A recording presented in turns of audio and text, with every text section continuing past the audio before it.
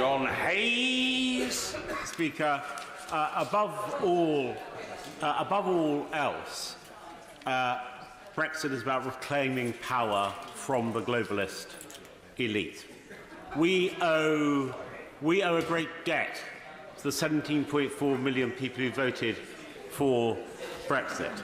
Not only did they bravely risk taking back control of our sovereign governance, our laws, our borders and our economy, they exposed the arrogant, self-serving elite in this nation, some of whom sit in this chamber,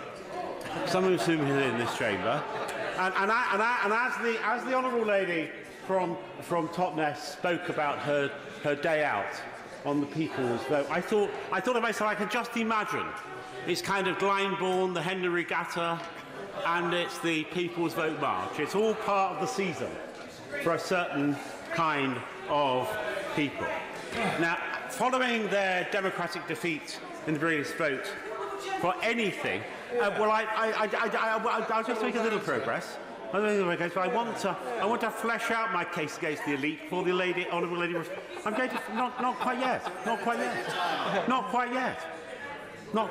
I may give way later when I've finished fleshing out my case against the elite, which she's decided to join.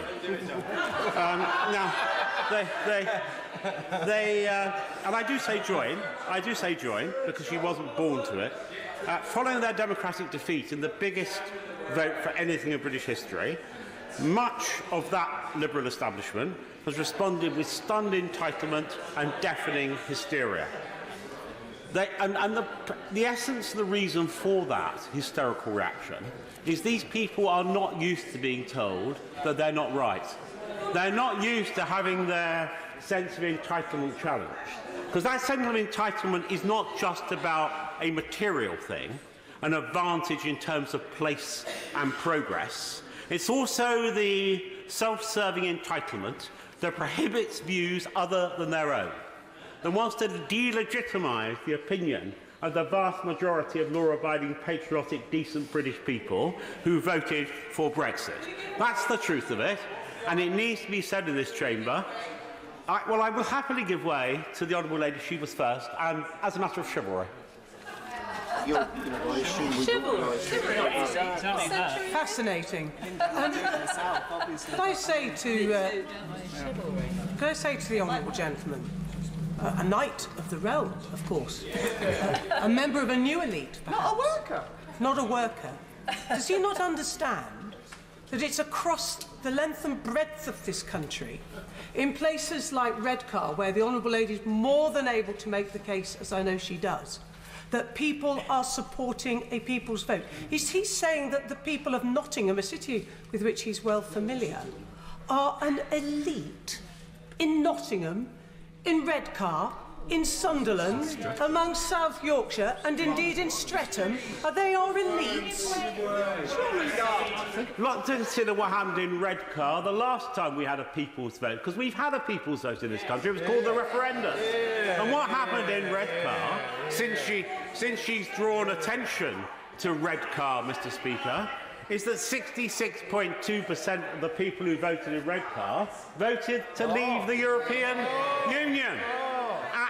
And indeed, in Middlesbrough, in Redcar, as I've said, in Bassetlaw, in Ashfield, in Mansfield, in Hartlepool, in Stoke-on-Trent, on Barnsley, Kingston-on-Hull, Blackpool, and I could go on, more than 65% of the population who voted in that biggest ever reference to the people voted to leave the European Union, and they expect this House to deliver on that deal. Because when this House chose to delegate its authority to the people, and I don't say that's something that should be done lightly, I'm not a great fan of referenda, frankly, because they create binary choices and with very complicated arguments. But when we chose to do that, we by nature invested our faith in what the people decided. And to breach that faith now, to break that promise, would undermine confidence in the democratic process in a way that scarcely anything has done before. Now, I happily give way. Speaking of the democratic process, I give way to the honourable lady who was elected as a Conservative and now has chosen not to be one. I give way to her. You're a disgrace. You're an absolute thank you very much for giving way. I feel fortunate that I didn't actually hear what he called me. Regardless, I just wanted to check if it was in fact an act of chivalry not to allow the good people of Redcar and Barnsley and Nottingham to have their voice again. Is it an act of chivalry not to allow them to say how they feel today?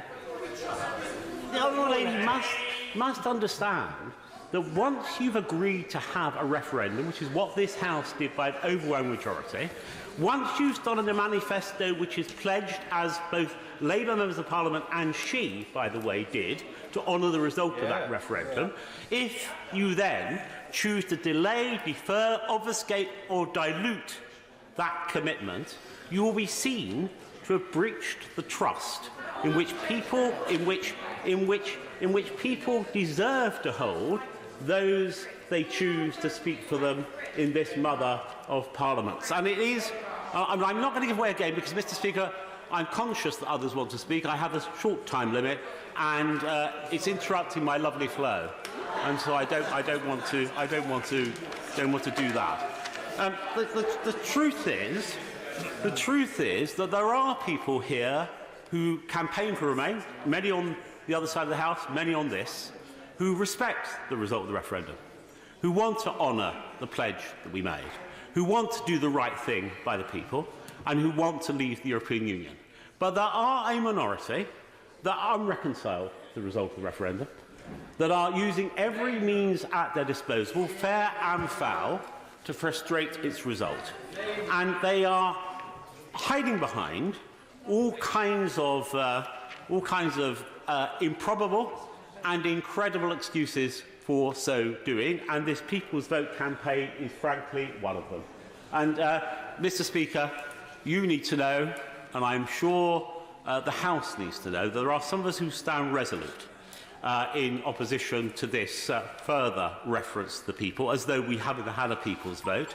Because if we were to agree to it, what about if on a lower turnout people voted to remain?